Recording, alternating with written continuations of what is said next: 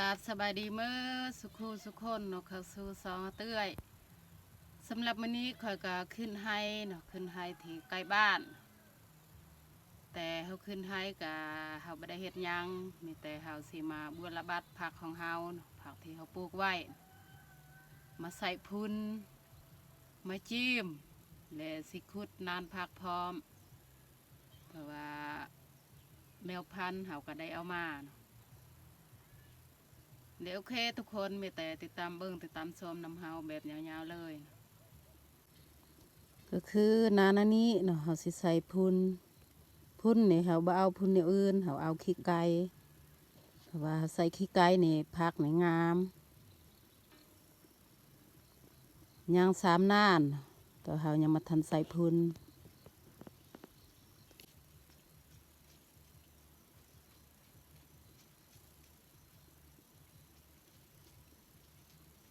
ก่อนที่เฮาจะใส่พุ่นเฮาต้องจิ้มก่อน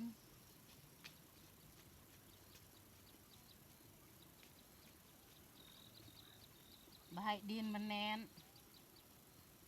ถ้าว่าดินมันแน่นนี่ผักของเฮาก็บ่งาม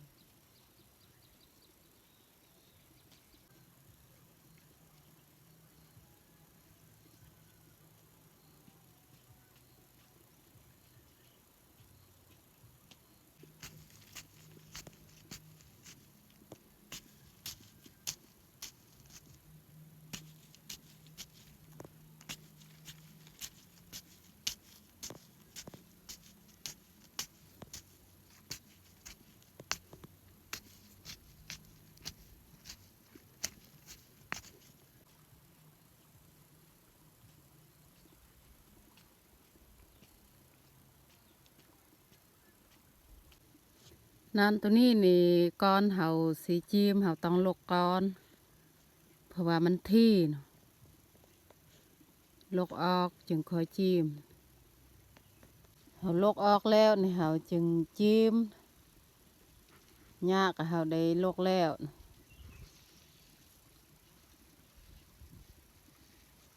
ผักที่เฮาลกก็เฮาไว้อยู่นี่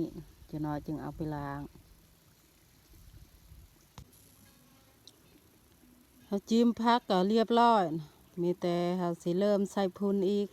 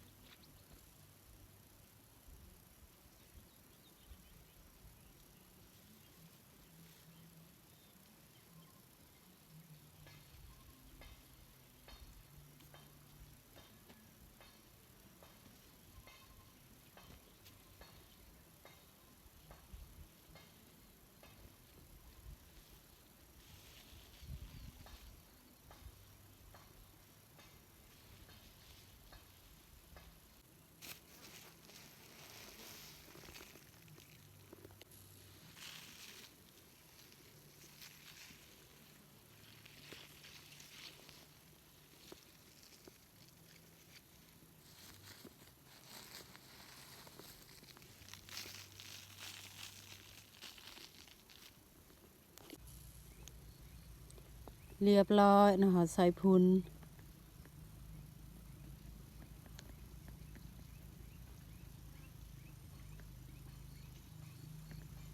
ส่วนนานที่เบื้องเทิงนี่เฮาบ่ใส่เพราะว่าผักมันใหญ่แล้ว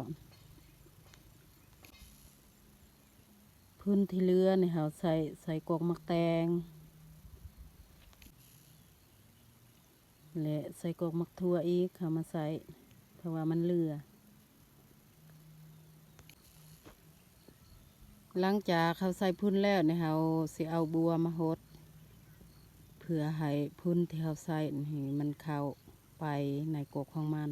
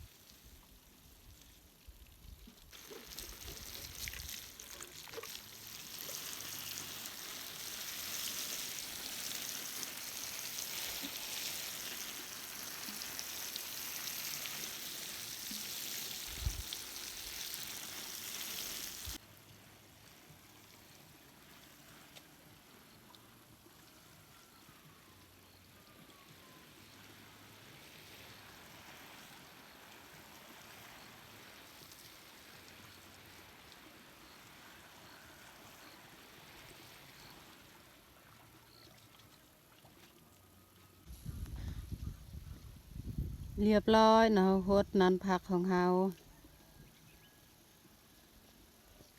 มีแต่เฮาสิขุดต่ออีก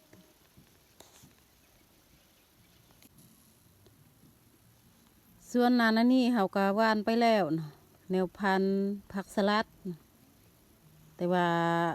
บ่เห็นมันปงออกมาสงสัยว่ามันสิบ่ปงแล้วมีแต่เฮาสิหว่านแนวพันธุ์ใหม่อีกแนวพันธุ์ที่เฮาสิเอามาปลูกก็มี6อย่าง7อย่าง8อย่างกับมักแตงโมหรือมักแตงแนวพันธุ์ที่ FC จากทางไทยนะพากมาให้แต่บ่ฮู้ว่าเฮาสิปลูกมันเกิดหรือบ่ก็เฮายังบ่ทันฮู้คือกัน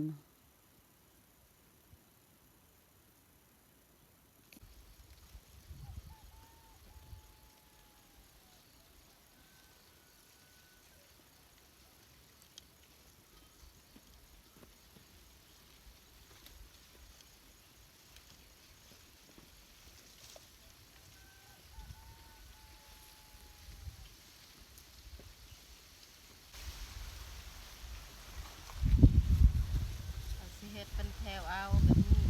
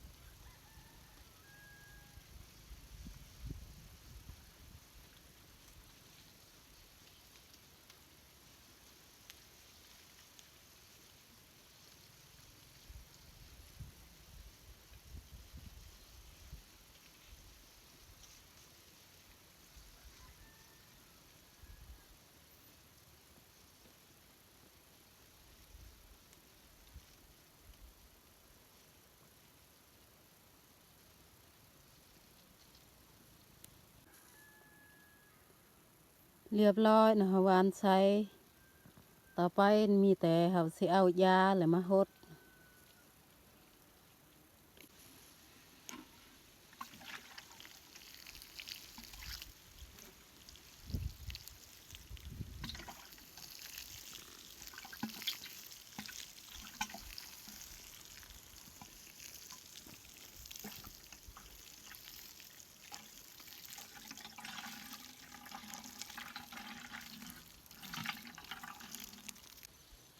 บ่อนที่เฮาจะปลูกมักแตงนะเฮาขุดบ่อนนี้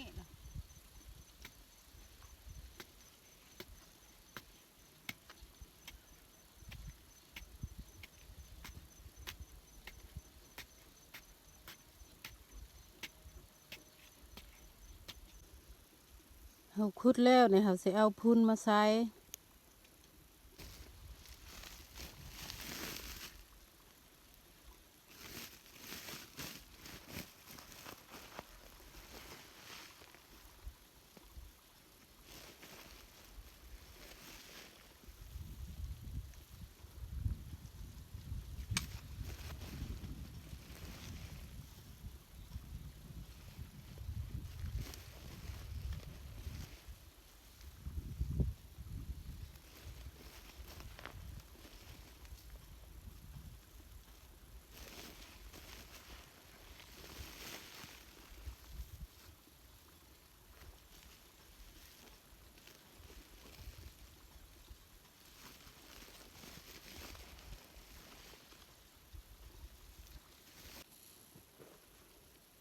ก่อนที่เฮาสิจูดเนี่ยเฮาต้องเอาผ้าห่มมาปกผัก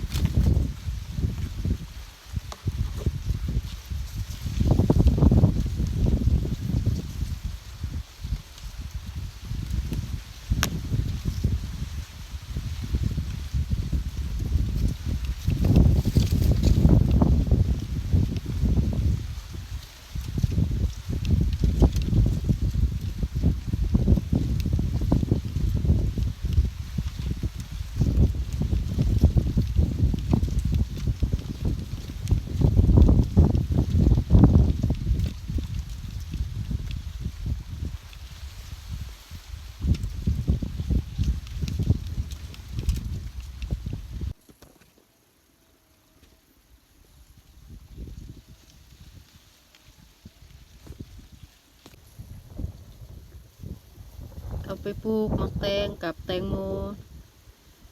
แต่เขาปลูกก็ปลูกบ่หมดจงไว้อีก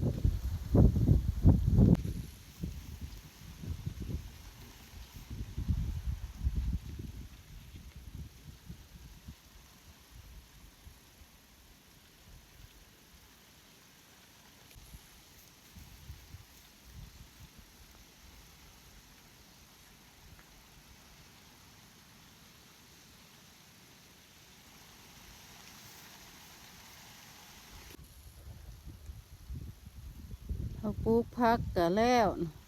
มักแตงโมกับมักแตงมีแต่เขาสิกลับบ้านก่อนสิกลับบ้านเนี่ยเขาต้องเก็บผักก่อน